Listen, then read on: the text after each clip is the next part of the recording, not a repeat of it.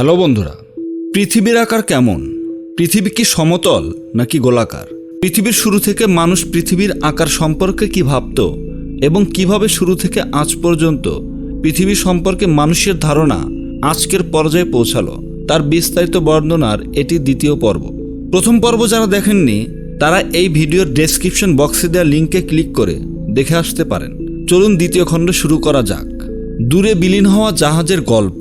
অ্যানাক্সিম্যান্ডারের তত্ত্ব কিছু প্রশ্নের জন্ম দেয় আমাদের মধ্যে।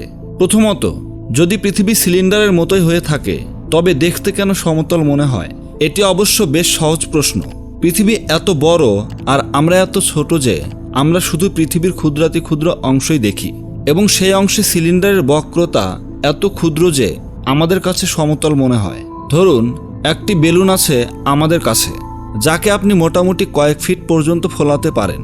যদি সেই বেলুনে আপনি একটি মার্কার দিয়ে ছোট্ট একটি বৃত্ত আঁকেন, সেই বৃত্তটি কি সমতল মনে হবে না? যদিও বৃত্তটি কিন্তু বেলুনের অংশ, যা সমতল নয়। তবে দ্বিতীয় প্রশ্নটা একটু কঠিন। যখন আমরা উত্তরে বা দক্ষিণে যাই তখন কেন পাহাড় থেকে নিচে নামার মতো অনুভূতি আমাদের মাঝে তৈরি হয় না? আমরা কেন পিছলে পড়ে যাই না?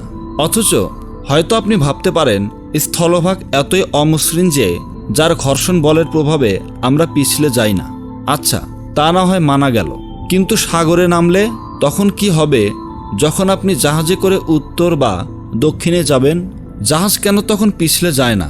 সবচেয়ে বড় ব্যাপার হলো, সাগরের পানিই বা কেন পৃথিবী থেকে উপচে পড়ে না? অ্যানাক্সিম্যান্ডারের কাছে এর কোনো উত্তর ছিল না। আকাশে তারাদের অবস্থান দেখে এর চেয়ে বেশি কিছু বলা সম্ভব ছিল না। আরও একটি প্রশ্ন, কেন পৃথিবী শুধুমাত্র উত্তর দক্ষিণ বরাবরই বাঁকা? যদি আমরা পূর্ব থেকে পশ্চিমে যাই তখন কি তারাদের অবস্থান পরিবর্তিত হয় না? আগের মতো তখনও কি তারাগুলো পশ্চিমে ঢাকা পড়ে না যখন আমরা পূর্বে যাই? তারাগুলো কি পূর্বে ঢাকা পড়ে না যখন আমরা পশ্চিমে রওনা হই? এটার উত্তর দেয়া আসলে কঠিন।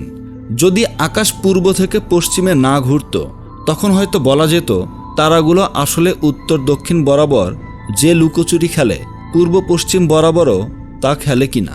কিন্তু আকাশ কখনোই স্থির হয় না, তাই এর উত্তর দেয়া আসলে সম্ভব না। কিন্তু তার মানে এই না যে এই মুহূর্তে কোনো প্রমাণ সামনে না থাকায় আমরা এখনই একটি সিদ্ধান্তে চলে আসব। কোনো বিষয় নিশ্চিত হতে হলে আপনার কাছে প্রমাণ থাকতে হবে। হয়তো এই বিষয়ে অন্য কোনো তথ্য আমাদের কাজে লাগতে পারে। হয়তো তা এমন কিছু যা আকাশের সাথে সম্পর্কিত না এবং আকাশের ঘূর্ণনের সাথেও যার সম্পর্ক নেই। যে তথ্য আমরা চাচ্ছি তা হয়তো এমন কিছুর মধ্যে পাওয়া যাবে যা আকাশের সাথে সম্পর্কিত না। যদি পৃথিবী সমতল হতো তাহলে একটি জাহাজ যত দূরে যাবে তত ছোট হতে থাকবে, শেষে একটি বিন্দুতে পরিণত হবে এবং একসময় আর দেখা যাবে না তাকে। তবে তা ঘটে না। দূরে যেতে থাকলে একটি নির্দিষ্ট সময় পর্যন্ত পুরো জাহাজটাই দেখতে পাওয়া যায়। জাহাজের উপরের পাল আর নিচের কাঠামো দুটোই দেখা যায়, কিন্তু একটা দূরত্ব অতিক্রম করার পর জাহাজের কাঠামোটা আর দেখা যায় না। তবে পাল তখনও দেখতে পাওয়া যায়। মনে হয় পানি জাহাজের উপরে উঠে এসেছে আর জাহাজটা হয়তো ডুবতে বসেছে। এক সময় মনে হয় পুরো জাহাজটাই ডুবে যাচ্ছে পালসহ। তখন শুধু পালের উপরের প্রান্তটাই দেখতে পাওয়া যায়। এর কিছু সময় পরে আর কিছুই দেখতে পাওয়া যায় না, যেন পুরো জাহাজটাই ডুবে গেছে। কিন্তু আসলে তো তা হয় না। বেশিরভাগ জাহাজই দেখা যায় আবার নিরাপদে ফেরত আসে।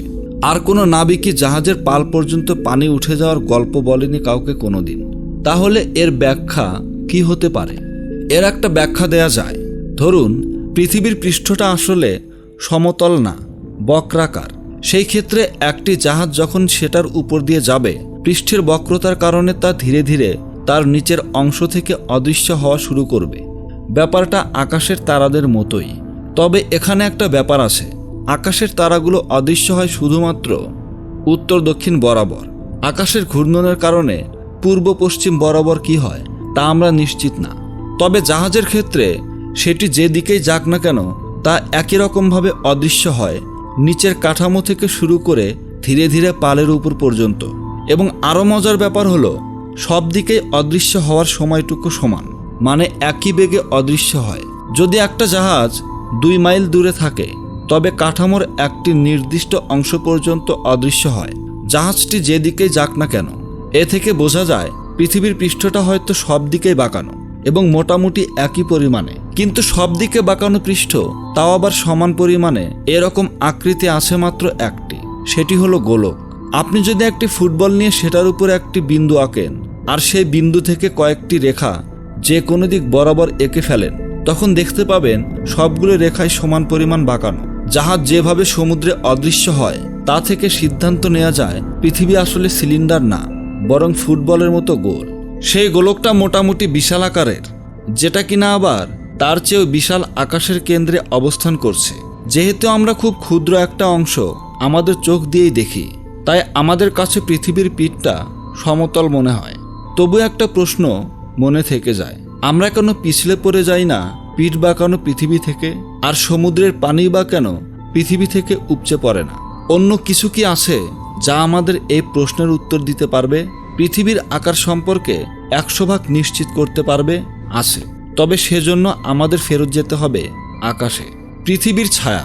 চাঁদের একটা মজার ব্যাপার হলো এটি হঠাৎ হঠাৎ তার ঔজ্জ্বল্য হারায়। একটি কালো ছায়া একে ধীরে ধীরে গ্রাস করে, যতক্ষণ পর্যন্ত না খুব মৃদু একটা লাল আভা দেখতে পাওয়া যায়। একে আমরা বলি চন্দ্রগ্রহণ। কালো ছায়াটা তারপরই সরে যেতে থাকে আর চাঁদ আবারও নিজের উজ্জ্বলতা ফিরে পেতে থাকে। আদিমকালে মানুষ চন্দ্রগ্রহণ হলে ভীত হয়ে পড়ত, আর বুঝি চাঁদ উঠবে না আকাশে, এই শেষ। তবে আকাশ পর্যবেক্ষণ করত যারা, তারা এতে বিচলিত হতেন না। তারা জানতেন চাঁদ আবার তার উজ্জ্বলতা ফিরে পাবে।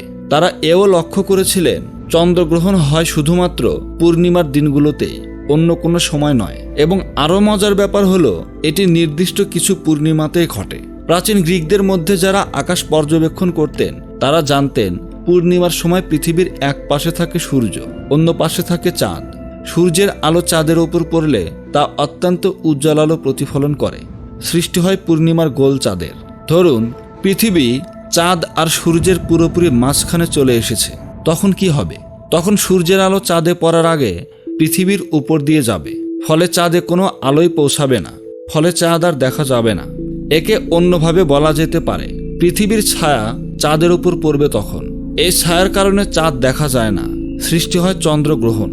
এই ঘটনা ঘটে কয়েকটা পূর্ণিমা পর পর, যখন পৃথিবী সূর্য আর চাঁদের সাথে এক সরল রেখায় চলে আসে।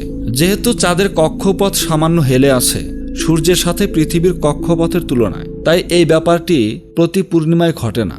যখন পৃথিবীর ছায়া চাঁদের উপর পড়ে, সেই ছায়া দেখেই পৃথিবীর আকার সম্বন্ধে ধারণা করা সম্ভব। প্রথমত ছায়ার বাঁকা রেখাটি দেখে বৃত্তের কথাই মনে পড়ে আমাদের প্রথমে, যেন একটা বৃত্তের একটা অংশ সেটা। গ্রিকরা চন্দ্রগ্রহণ খুব মনোযোগ দিয়ে পর্যবেক্ষণ করা শুরু করলো। আকাশে চাঁদের অবস্থানের সাথে চন্দ্রগ্রহণের ছায়ার কোনো পরিবর্তন হয় কিনা তা পর্যবেক্ষণ শুরু করলেন তারা লক্ষ্য করলেন আকাশে চাঁদ যেখানেই থাকুক না কেন ছায়ার আকৃতির কোনো পরিবর্তন হয় না। চাঁদ আকাশের চূড়ায় থাকলে ছায়া যেরকম, দিগন্তে থাকলেও তা একই। আবার দিগন্ত আর চূড়ার মাঝামাঝি অবস্থানেও ছায়ার আকারের কোনো পরিবর্তন নেই। আকাশের বিভিন্ন অবস্থানে সূর্যের আলো চাঁদের উপর বিভিন্ন কোণে পড়ে, কিন্তু ছায়ার আকৃতির কোনো পরিবর্তন হয় না। সেটি দেখতে কখনো বৃত্তেরই একটি অংশ মনে হয়। তার মানে পৃথিবীর সম্ভাব্য সকল কোণেই বৃত্তাকার ছায়া সৃষ্টি করে এরকম জ্যামিতিক গঠন হতে পারে মাত্র একটি, সেটা হলো গোলক। মোটামুটি 450 খ্রিস্টপূর্বাব্দে গ্রিক দার্শনিক ফিলোলেয়াস নিশ্চিত হলেন পৃথিবী গোলাকার। তিনি সব প্রমাণাদি একত্র করলেন, তারাগুলোর পরিবর্তন, জাহাজের অদৃশ্য হওয়ার প্রক্রিয়া আর চন্দ্রগ্রহণের সময় পৃথিবীর ছায়ার আকার পর্যবেক্ষণ করে তিনি এই সিদ্ধান্তে উপনীত হয়েছিলেন পৃথিবী একটা গোলাকার বস্তু, যা তার চেয়ে বড় একটা গোলকের অর্থাৎ আকাশের কেন্দ্রে অবস্থান করে। আমরা যতদূর জানি ফিলোলাইসই প্রথম ব্যক্তি যিনি বলেছিলেন পৃথিবী গোল। তারপরও একটা প্রশ্ন খচখচ করে মনের ভিতর, যদি পৃথিবী গোলই হয়ে থাকে আর আমরা সবাই তার উপর দাঁড়িয়ে আছি, আমরা কেন পিছলে পড়ে যাই না গোলকটার উপর থেকে? আর সমুদ্রের পানি বা কেন আটকে আছে যেটার উপচে পড়ার কথা? বাতাসই বা কিভাবে আটকে আছে পৃথিবীর সাথে? এটা নিয়ে চিন্তা করা যাক। সব বস্তুই নিচের দিকে পড়ে। আমরা পাহাড়ের চূড়া থেকে বা যে কোনো জায়গা থেকে কিছু ফেললে তা নিচের দিকে পড়ে। কিন্তু অপেক্ষা করুন, নিচে বলতে আপনি কি বোঝাচ্ছেন? যদি পৃথিবী গোলক হয়ে থাকে আর কোনো বস্তু নিচের দিকে পড়ে, তার অর্থ সে পৃথিবীর কেন্দ্রের দিকে পড়ছে। এটি আমাদের সকলের জন্য সত্য। আমরা যে যেখানে দাঁড়িয়ে থাকি না কেন, গোলকের এক প্রান্তে থাকি বা বিপরীত প্রান্তে অথবা এর মাঝামাঝি কোনো অবস্থানে, আমরা প্রত্যেকেই পৃথিবীর কেন্দ্র দ্বারা আকৃষ্ট হচ্ছি। আমরা যেখানে দাঁড়িয়ে থাকি না কেন, আমাদের পায়ের অবস্থান সবসময়ই পৃথিবীর কেন্দ্র বরাবর থাকছে। তাই আমাদের পা আমাদের কাছে নিচে আর মাথা উপরে মনে হয়। খ্রিস্টপূর্ব 345 সালে অ্যারিস্টটল এই ব্যাপারটি ব্যাখ্যা করেছিলেন। অ্যারিস্টটলের মতে, যেহেতু সবকিছু পৃথিবীর কেন্দ্র দ্বারা আকৃষ্ট হয়, তাই পৃথিবীকে গোলই হতে হবে। সমুদ্র আর বায়ু কিভাবে গোলাকার পৃথিবীতে আছে, কেন উপচে পড়ে না বা পিছলে যায় না, তা এখন ব্যাখ্যা করা সম্ভব। কোনো বস্তু যেখানেই থাকুক না কেন, তাকে নিচে অর্থাৎ কেন্দ্রের দিকে সে টান অনুভব করে। পৃথিবীর আকার গোলাকার কেন, এর শেষ পর্ব দেখুন পরবর্তী ভিডিওতে। ধন্যবাদ।